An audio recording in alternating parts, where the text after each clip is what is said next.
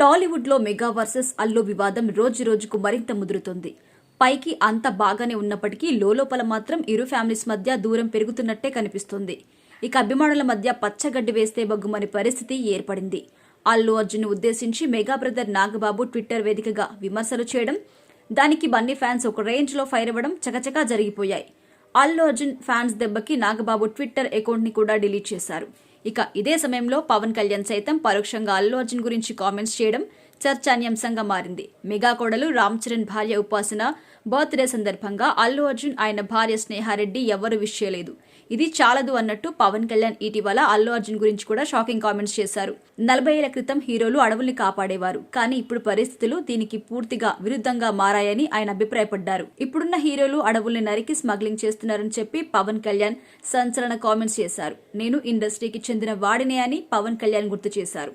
ఇక ఇలాంటి సినిమాలు చేయడానికి తాను చాలా ఇబ్బంది పడతాను అని పవన్ కళ్యాణ్ చెప్పుకొచ్చారు.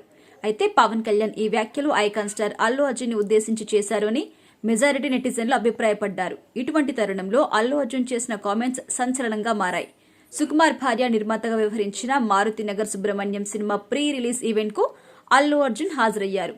ఈ సందర్భంగా ఆయన మాట్లాడుతూ, మై డియర్ ఫ్యాన్స్, మీరే నా ఆర్మీ. నా ఫ్యాన్స్ అంటే నాకు పిచ్చి.